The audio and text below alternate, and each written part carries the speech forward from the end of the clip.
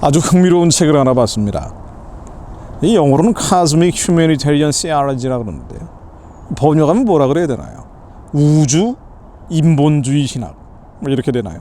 이 들어본 적이 없는데, 인본주의 신학은 많죠. 신학이라는 것 자체가 인본주의적인 성향이 강하고, 그러다 보니까 웬만하면 철학을 신학이라는 이름으로 도용을 해놔서 플라톤이나 아리스토텔레스를 다 인용을 하고 있는데, 우주, 카스믹이라는 수식어가 붙어 있어요. 우주 인본주의 신학. 이게 뭐냐면요, 일종의 뉴에이지 신학입니다.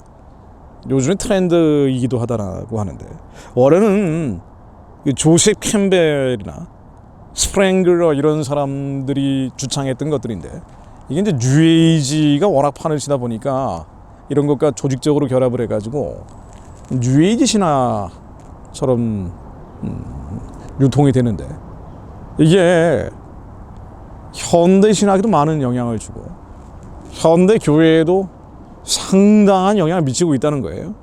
여기 이제 포인트가 있는 겁니다. 그럼 요 우주 인본주의 신학, 요게 특징이 뭐냐? 예수 그리스도를 말이죠. 역사적인 예수를 예수 그리스도 의식으로 보는 거예요. 예수님은 예수 그리스도 의식이다. 그러니까 그러면 뭐예요? 그러니까 우리도 예수가 될 수 있는 거예요. 예수 그리스도의 의식 상태로 들어가면은, Jesus Consciousness로 들어가면은 우리도 예수 그리스도와 같은 자가 될 수 있는 겁니다. 그러니까 이 신이, 우리도 신 의식을 깨달으면은 신이 되는 거예요. 이게 사실 이제 한 끗 차이인데요. 우리 안에 성령님이 오시면서부터 우리 안에 영은 예수 안에 새로운 피조물을 거듭나잖아요. 뉴 크리에이션이 되는 거 아닙니까? 우리 안에 하나님 그 자체가 오셨죠. 자, 그런데 이 우주 인본주의 신학은 그래서 하나님이 됐다는 거예요. 전 세계는 이 우주가 하나님 그 자체고, 이 전 세계 우주의 의식과 내가 하나가 됨으로써 우리도 신이 되는 거라는 거예요. 우리 안에 심성이 있기 때문에, 초월적 자가 있기 때문에, 오버 셀프가 있기 때문에, 이너 셀프라는 게 있기 때문에, 그래서 이거를 깨달으면 말이에요, 예수의 의식을 깨달으면은 이 초월적 자, 초월적 의식, 초월적 인식을 하게 되면, 그럼 우리도 신이 된다. 인간의 의식이 계속 성장하는 거예요. 근데 이게 이제 원래는 그냥 완전히 뉴에이지인데 여기다 예수를 집어넣은 겁니다. 그래서 예수를 그리스도로 믿으면서 수많은 영적 체험들, 그러니까 기사, 이적, 신유, 치유, 환상, 예언, 이런 것들이 점점 해나가면서 이런 게 점점 많이 쌓이고, 성령이 충만해지면 충만해질수록 우리는 예수 그리스도의 의식 상태로 들어간다는 거예요. 이게 사실 이제 드러날 때는요, 기독교하고 별반 차이가 없어요. 그러니까 제가 이제 이 우주 인본주의 신학이라고 이름을 붙여서 그러지만, 이제 드러날 때는 어떻게 드러나냐면요, 굉장히 영적 체험을 강조하고, 영적 전투를 강조하고, 그리고 기사와 이적, 환상과 계시와 예언을 강조하는 이런 거로만 드러난단 말이에요. 그러니까 은사 위주를, 은사를 많이 강조하는 이런 쪽으로만 드러납니다.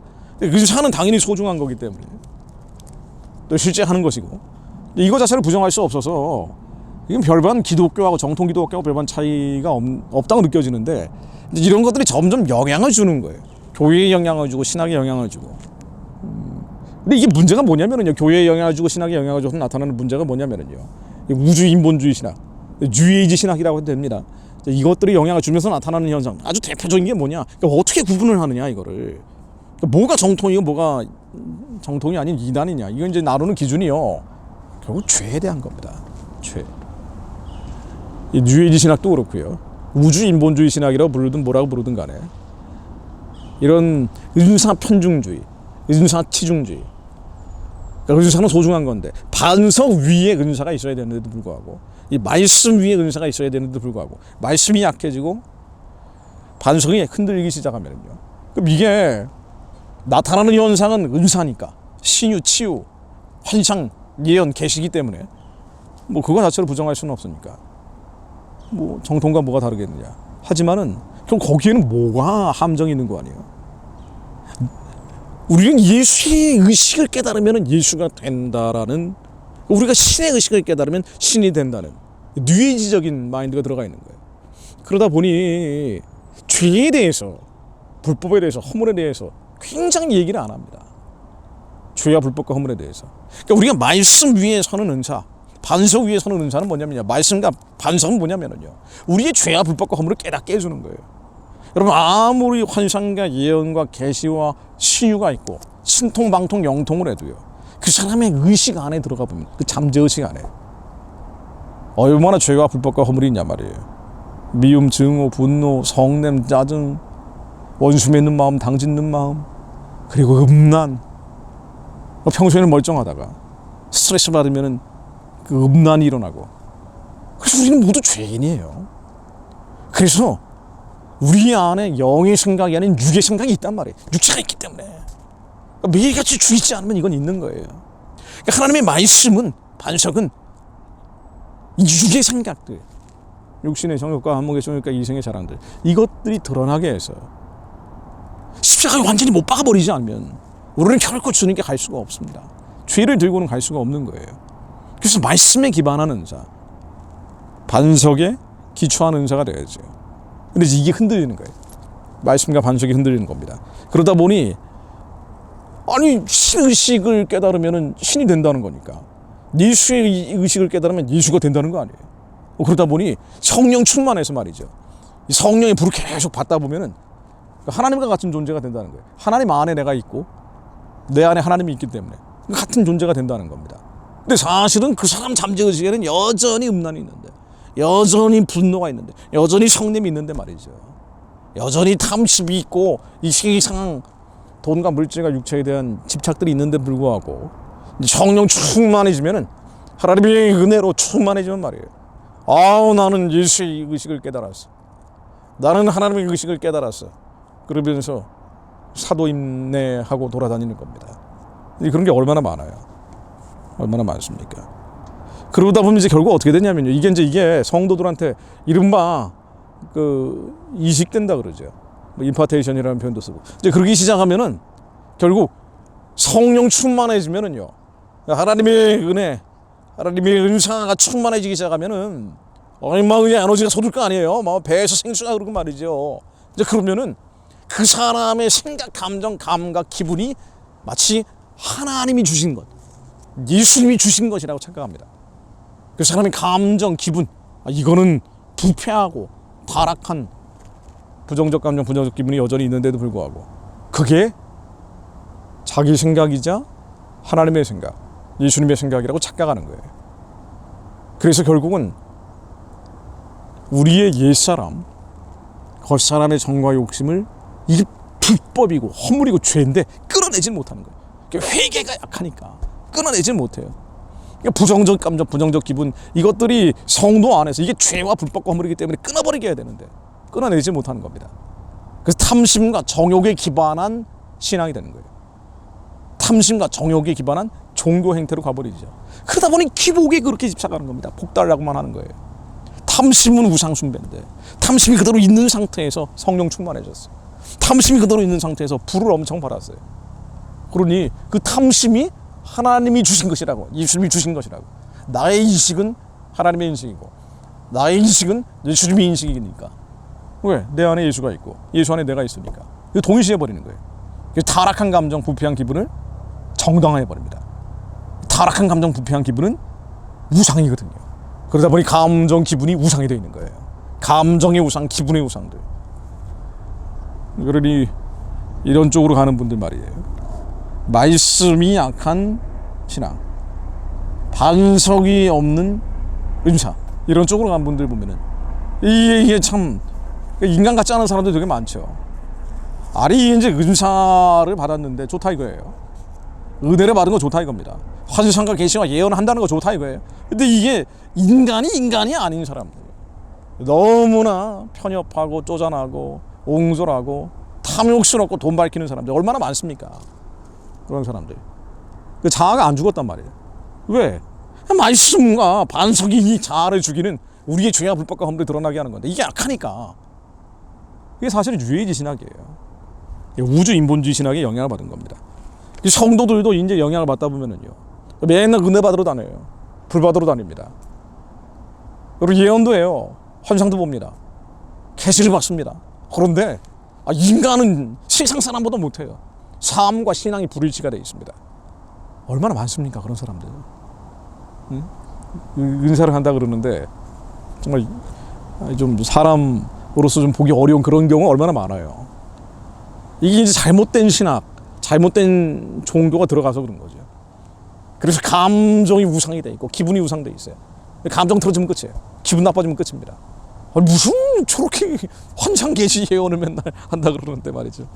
감정이 우상돼 있고 기분이 우상돼 있고. 왜? 말씀이 약하니까 그런 거예요. 반석이 흔들리니까 그런 겁니다. 그 타락한 감정, 부패한 기분이 죄라는 걸 모르는 거예요. 삐지는 거 죄예요. 여러분 상처를 붙잡고 있는 것들, 이런 쪽에서는요, 되게 이제 상처 내적 치유 많이 합니다. 그러니까 내적 치유 자체가 나쁘다는 게 아니고요. 뭐 내적 치유도 논란의 소지가 있지만 어쨌든 간에 맨날 치유만 하고 있어요. 왜? 나는 이미 예수의 의식, 하나님의 인식 안에 들어가 있는데 왜? 내 안에 예수가 있고 예수 안에 내가 있으니까. 근데 아직도 내가 예수의 의식을 깨달았는데, 하나님의 의식을 깨달았는데도 불구하고 그 상처 때문에 내 마음이 아프다고 보는 거예요. 상처 때문에. 그러니까 외부의 원인을 돌리는 거예요. 저 사람이 나에게 모욕감과 수치심과 경멸감을 줘서 내가 아프다고 보는 거예요. 그래서 이걸 치유하는 거예요. 이거 도려내는 겁니다. 그런데 이걸 도려내려면, 상처를 도려내려면 말이죠, 이 상실감과 패배감과 원통함과 억울함, 이게 죄라는 걸 깨달아야 되거든요. 그 절망감이 죄입니다. 상처는 죄예요. 내 안에 예수의 힘으로 다 끊어버려야 돼요. 원수의 염통을 끊어버려야 됩니다. 대적의 심장들을 멈추게 해야 된단 말이에요. 말씀 위에서야, 반석 위에서야 우리 안에 계신 예수 그리스도의 힘으로 다 부수고 깨고 무너뜨릴 수가 있는데, 초토화시켜버려야 돼요. 거리의 진흙처럼 깨버려야 됩니다. 근데 이게 이 말씀이 약하고 반석이 흔들거리면은요, 이게 안 되는 거예요. 왜? 자기 감정이 우상이 돼 있어요. 기분이 우상이 돼 있습니다. 그러니까 어디서 이런 게 들어오나 하고 보면은요, 예언한다 그래요. 환상을 본다 그래요. 계시를 들었다 그래요. 신통방통 영통하다 그러는데 항상 마음의 그 상처와 쓴뿌리로 고통스러워하고 거기서 헤어나지 못하는 경우 얼마나 많습니까? 뉴에이지 신학의 영향, 우주 인본주의 신학의 영향이다 라는 거예요.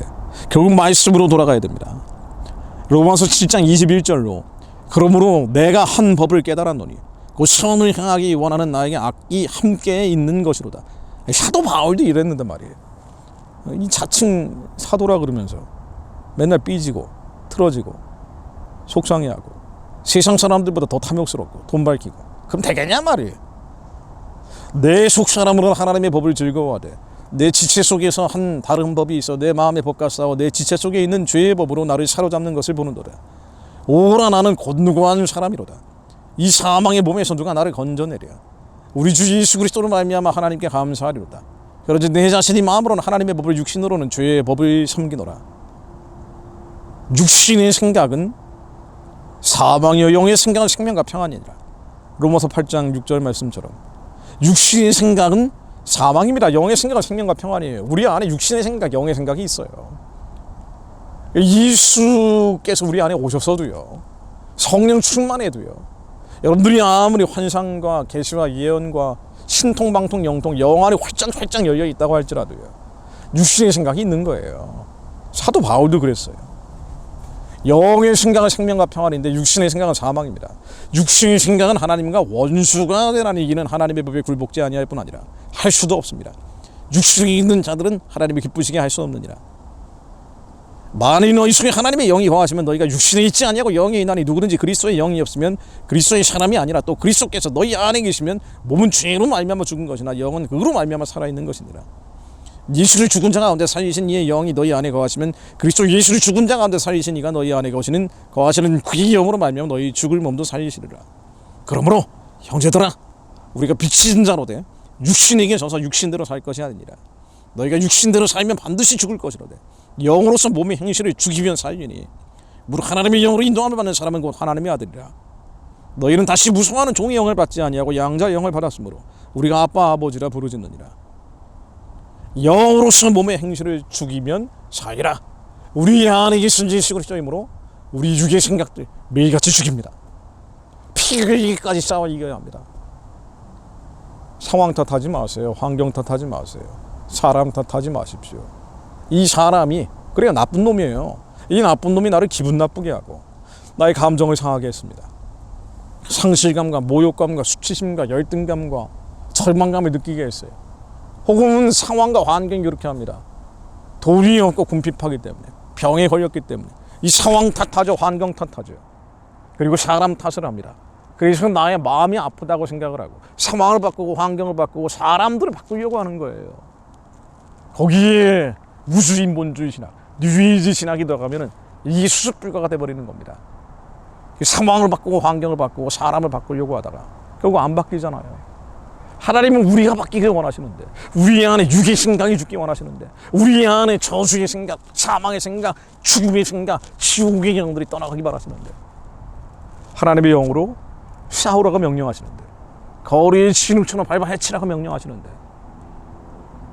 하나님 저희들이 하나님께 속하였음을 깨닫게 하옵소서. 우리 안에 계신 이가 세상의 인리보다 크심으로, 우리 안에 계신 예수 그리스도이므로 피 흘리기까지 싸워 이기는 자들이 되어 죄에 지지 않게 하시며 불법과 허물과 싸워 이기는 자들이 되게 하시어 사람 탓하고 환경 탓하고 상황 탓하고 그거를 해결하기 위해서 맨날 불받으러 다니면서 결국 인간은 바뀌지 않는 것이 아니라 죄와 싸워 이김으로 하나님의 말씀 위에 서는 주님의 은혜를 누리는 자들 되게 하옵소서. 하나님의 반석 위에 주님의 은혜를 누리는 자들 되게 하시어 우리 안에 하나님의 선한 뜻 감당하는 자들 될 수 있게 하옵소서. 그렇게 하나님의 기쁘신 뜻 마지막까지 이루는 자들 되게 하옵소서. 예수 그리스도 이름으로 기도드립니다. 아멘.